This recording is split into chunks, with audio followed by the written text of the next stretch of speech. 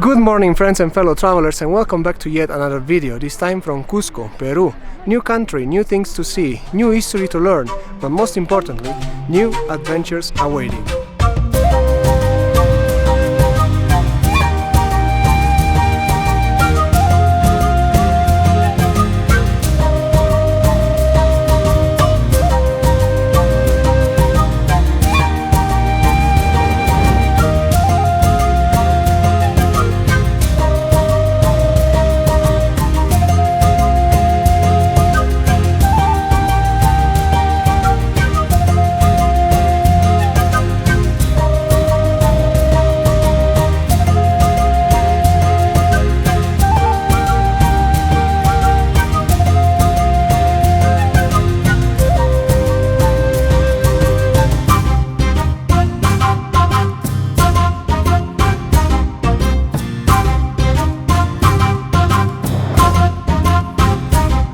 What makes this 500,000 people city so special? Well, let's start saying that this was the capital of the Inca Empire. If we talk about Cusco, we can't avoid talking about a 1,000-year-old civilization able to build megalithic and enigmatic construction, also able to unify a big chunk of South America. The Incas have been the most important culture in Peru, originally from Cusco, or Qosqo in Quechua language, which means the belly button of the world. Their empire started in 1438 and ended in 1535. In less than 100 years, they were able to conquer a territory that used to go from Ecuador to Chile, passing through Bolivia. During that century, the Incas had 14 kings. The word Inca itself means king. The first 8 of them are legendary, because their existence is mixed with mythology. Their names were Manco Capac, Sinchiroca, Yoke Yupanqui, Maita Capac, Capac Yupanqui, Inca Roca, Yawar Wakak, and Viracocha. The 5 historical Incas were instead Pachacutec, Tupac Yupanqui, Huayna Capac, Huáscar, and Atahualpa. Under the reign of Pachacutec and his son, Tupac Yupanqui, the empire reached its maximum expansion. They divided the empire in 4 parts called Suyu: Antisuyu, Chinchaysuyu, Kuntisuyu, Collasuyu. Antisuyu was the region of the Amazon rainforest, and they used to call Antis the tribes living here. In Europe we used to say all the roads lead to Rome, but here in South America all the roads lead to Cusco. From the main square there are the 4 roads leading to the different Suyus. In this moment we are on the road leading to the Antisuyu, so if we keep going that direction we will end up in the rainforest. This was the heart of the Inca Empire, the main square. There's no certainty about the original name, but many studies suggest that it was Huacaypata, which translates in something like the place of the tears. After the arrival of the Spanish, it was renamed in Plaza de Armas, and today still goes by that name. During the Inca period, the size of the square was double the actual one, and was divided by a river that used to flow over here. This square somehow keeps alive the spirit of a fallen empire. Around the square there were the most important Inca palaces. The cathedral replaced the palace of the Inca Viracocha, the 8th Inca. On this side of the square there was the palace called Casana, the palace of Pachacutec. After the conquest it was replaced by colonial houses, also used as a residence by the Spanish conquistador Francisco Pizarro. Unfortunately today these walls, full of history, they are packed with souvenir shops and expensive restaurants, including a McDonald's and a KFC. On this side, replaced by La Iglesia de la Compañía de Jesús, there was the palace of the Inca Huayna Capac.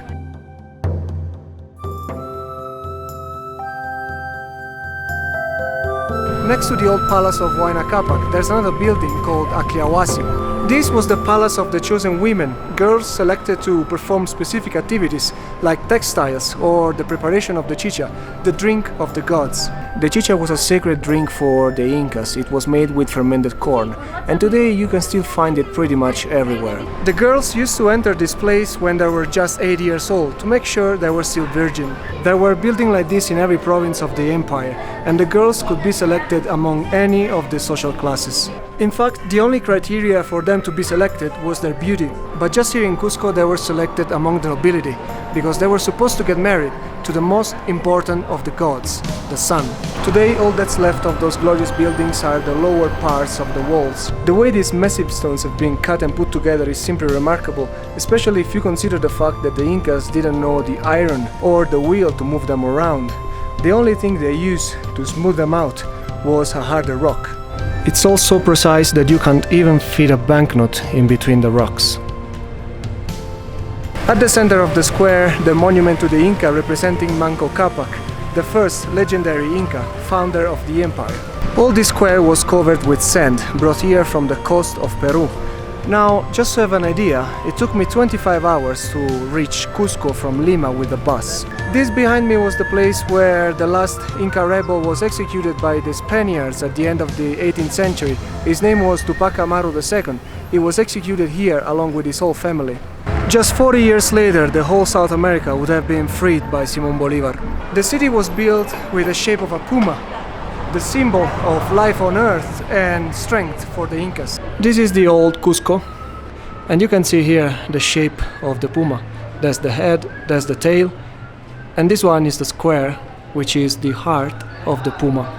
It's important to underline that the Incas didn't practice any slavery, and everything that we're gonna see today in this video and in the following ones has been built by the Incas themselves. Instead, they had a system of corvée called mita, or the Minca as well, a sort of mandatory community work when it came to build public monuments or temples. Not far away from here there's the Qorikancha, the most important temple of the whole empire, the Golden Temple, the Temple of the Sun. The Qorikancha was the religious and political center of the Tawantinsuyu, the territory controlled by the Incas. It was dedicated to the most important god, the sun. And because of its importance, it was built with a lot of details and covered in gold. Its original name was Inti, meaning the house of the sun. It was built at the beginning of the 13th century under the reign of Qorikancha Inca. All the walls were covered in gold, silver and precious stones. The first structure we find on our left-hand side is the Temple of the Rainbow.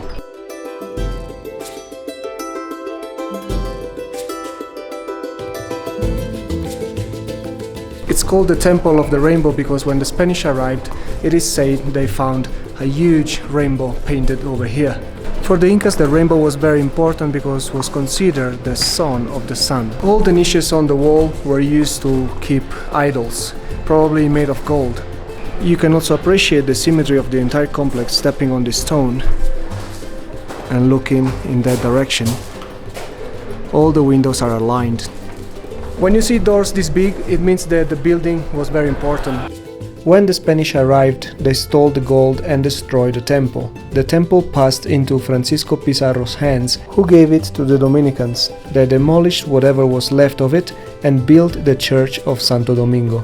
Inside there are 4 Inca temples dedicated to the moon, the thunder, the rainbow and the stars. All the Incas buildings were inclined towards the center because in this way the whole structure is way more resistant in case of earthquakes. The inclination of these walls can reach 13 degrees. This is a very seismic area, so that's why for the Incas was so important to build in this way. Here you can see how they used to keep together the stones of the building. This space was filled with copper to keep together the stones. When the Spanish took control of the temple in the attempt to erase the memory of it, they painted the walls with murals. This one in the Temple of Venus and the Stars is the only one remaining. Time has finally done justice and the painting disappeared. Through this door, which must have been decorated with precious materials, the Incas observed the stars and the celestial movements to realize rituals connected to agriculture and the alternation of the seasons.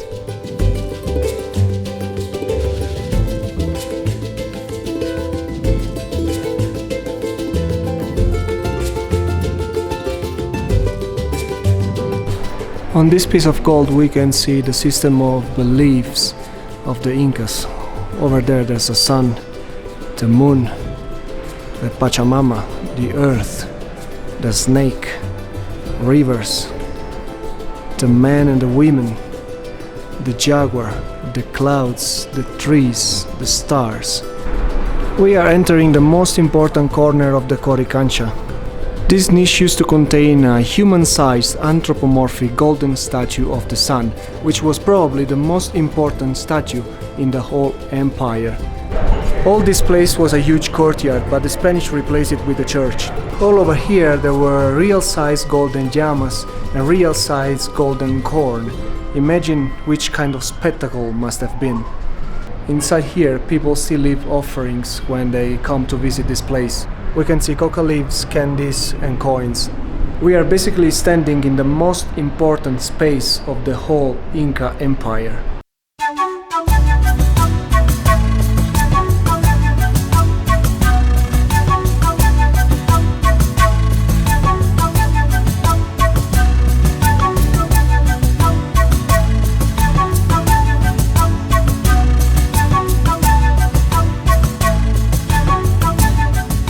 Let's find something to eat. Hola amiga, ¿cuánto uno? 2.50. Bueno, gracias. ¿Tienes para dos? Sí. Gracias. Vendió todo hoy, ¿no? Sí. ¿Se trabaja siempre los domingos? Sí. Gracias. Un poquito más para usted. Gracias. Chao, que tenga un buen día. There's bread with a sort of guacamole, cheese, and a bit of chili. Very yummy.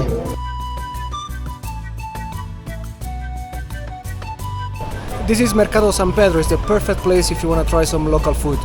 The San Pedro market was built in 1925 by Gustavo Eiffel. Yes, Eiffel, the same guy of the tower, and it's the oldest market of the city. This market has the right mix of locals and tourists, a great opportunity to get to know a bit closer the daily life of the people of Cusco, and it's just a few blocks away from the main square. Here it's possible to find all the colors and flavors of the local traditions, along with all sorts of handcrafts. Among other local things you can try, there's the cuy meat, a sort of national dish, and alpaca meat as well.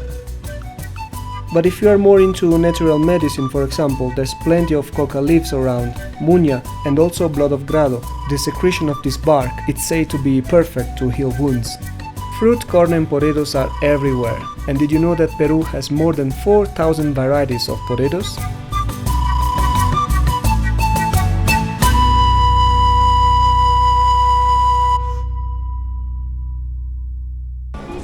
Hola, picante de Yuyo? Sí, Yuyo, papá. Gracias. ¿Sí, papá? ¿Con choclo, sin choclo? Con choclo, gracias. Con choclo, ya, papá. Puro Yuyo con sangrecita más. No, sin sangre, por favor. Ya, papá. Yuyo, mamá, sangrecita, Yuyo, Yuyo. Muchas gracias. ¿Cuánto le debo? 5, papá. Así te vas a comer, ¿no es cierto? Muchas gracias. Ya, papá. Tome 7, por favor. 7. Para usted. Uy, gracias, para mi refresco. Claro. Muchas gracias. Sería bueno que todos serían así. El picante de Yuyu is a traditional Andean dish. It's made with an edible wild plant as main ingredient, very high in calcium, iron and magnesium. That was delicious. Now let's try some chicha. Hola, buenas tardes. Un vasito de chicha, por favor, gracias. ¿Para tomar? Para tomar, gracias. ¿Qué les sirvo? ¿Moradita, quinoa, fresita? Quinoa, gracias. ¿Cuánto le debo? Chichita casera, chicha de quinoa, chicha. Deliciosa.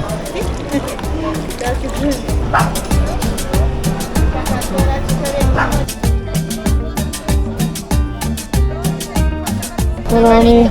Uno dulce, por favor, gracias. 1.50, ¿sí?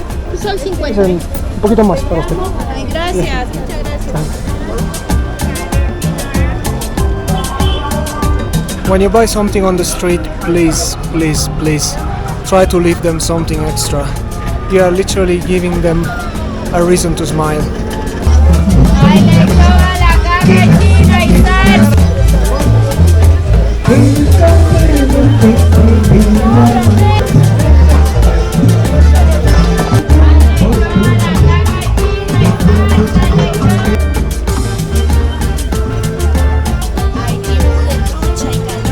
Hola chicos, ¿me regala uno de chocolate, por favor? Chocolate, gracias.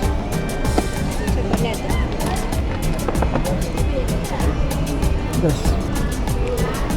I bought this piece of cake for a very sweet woman I met a couple of days ago. She sells bracelets on the street. Tomorrow is my last day here, so I thought it was something nice. Hola, ¿tu mamá no está?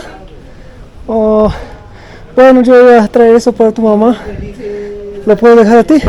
Porque mañana me voy, entonces dar un regalito. De nada, chao. ¿Qué tal? Hola, Gracias, bien, gracias. por regalar ahí. De nada. Chao, que tenga un buen día. Chao, gracias.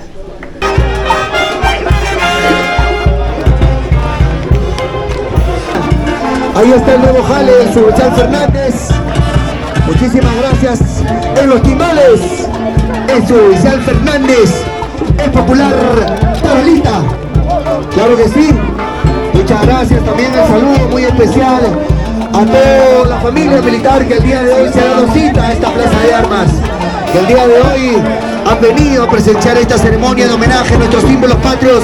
Y estamos esperando que la señorita Sonia Bárbara y la señorita Maricel también vayan a la pista de baile. Por supuesto, un voluntario por acá que baile con la señorita Sonia Bárbara, por favor.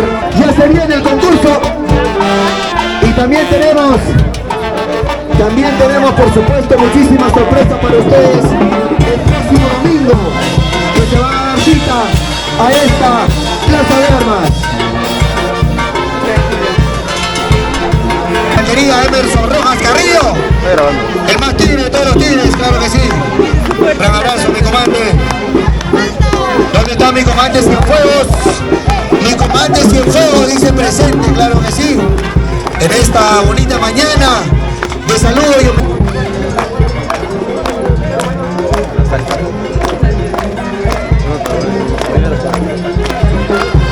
It's better if I go away, otherwise I won't stop dancing.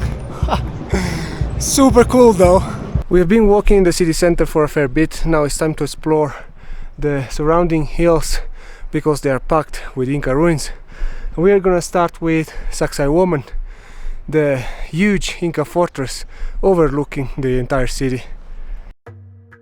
Sacsayhuamán means the place where the falcon is satisfied. The falcon is a common bird in the Andean region. Its construction took place under Pachacútec in the 15th century, and more than 20,000 people were required to work on this project.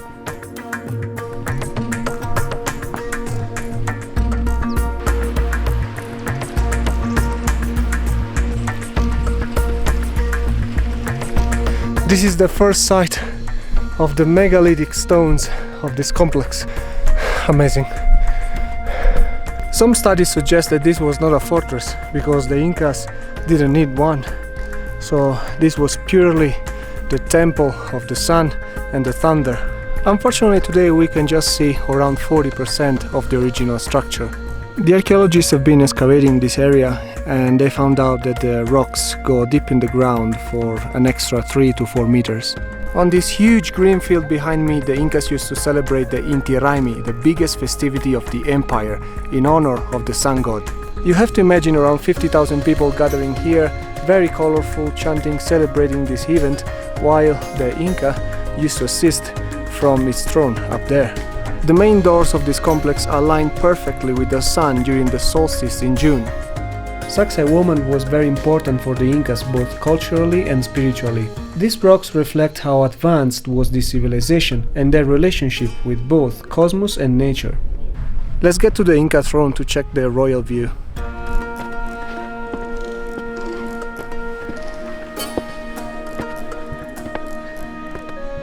That one is said to be the throne of the Inca. From here we can appreciate the zigzag shape of the walls representing the thunder. Also we can see that there are 3 different levels of walls. As per Inca's cosmovision, they represent the 3 worlds, the underworld, the earth and the skies. Each of the 3 walls of the Inca's cosmovision is represented by an animal. The skies are represented by a condor, the earth is represented by a puma, and the underworld is represented by a snake. Behind me on this rock you can see 2 more thrones. In this area, around this hill, there are 4 of them.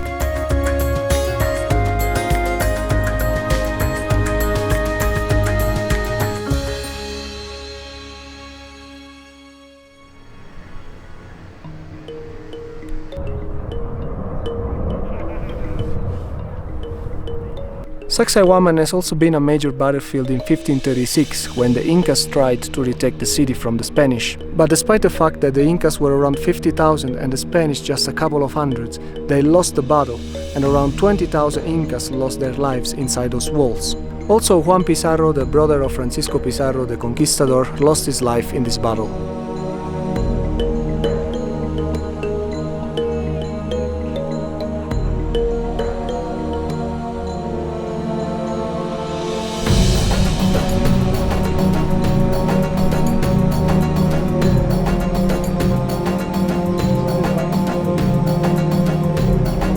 It's time to explore the upper part of the site.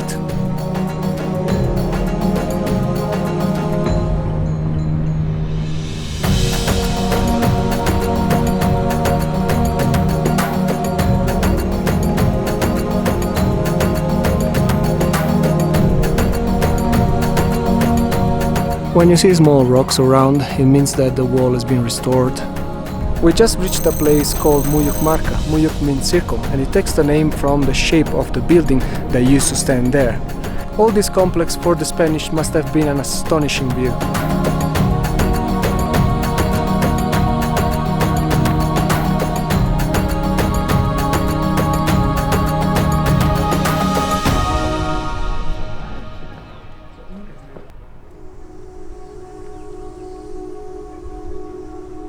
This behind me is the Inti Punku, the door of the sun. Inti in Quechua means sun.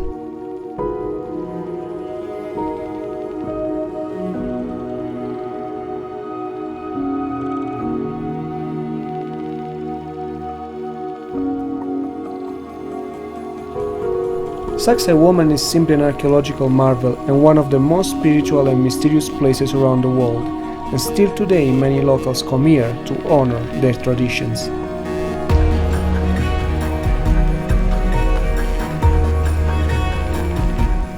Apu Machu Picchu, Apu Salcantay, Apu Humantay,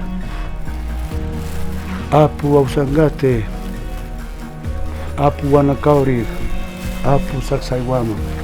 Gracias Pachamama, la Madre Tierra. Estas tres hojas representan los tres mundos: Alhanan, Alcay, Ucupacha, Cóndor, Puma, Serpiente. Es una ideología, era las tres hojas sagradas para los incas, llama Qenqo, una ofrenda para la Pachamama, para los dioses. ¿Ya? Con una ofrenda. Mi amigo Marco en la Pachamama. Sulpaiki Pachamama. Pachamama, Machu Picchu, Perú. Sacsayhuamán. Sacsayhuamán, no Sacsayhuamán. Guys, this was Sacsayhuamán. I spent way more time than expected in this place, so it's time to get to the next archaeological site. It's just 10 minutes away from here and it's called Qenqo.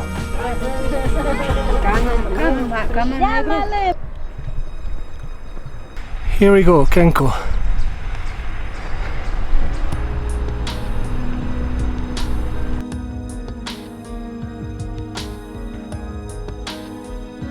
Qenqo was another important religious site for the Incas. Here they used to perform ceremonies for their major gods. All that's left today are huge carved stones that the Spanish haven't been able to destroy. Qenqo is located on the Socorro Hill, 3,580 meters above sea level, 5 kilometers away from the center of Cusco.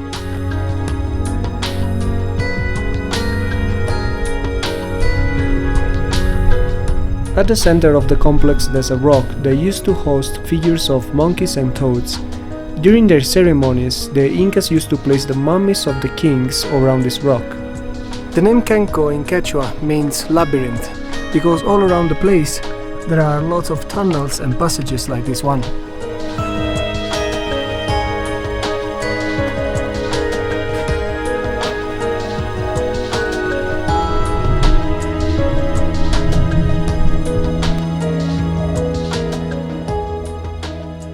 In the darkest corners of this sanctuary, there's an enigmatic chamber, a true masterpiece of rock carving.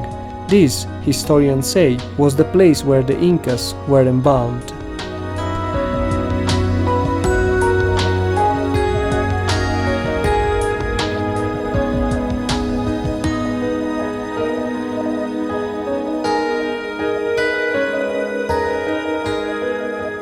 Well guys, this is it from Cusco. During the few weeks I spent over here, I had a chance to learn so many things about this place, and with this video I really hope I've been able to transfer you some of the things I learned.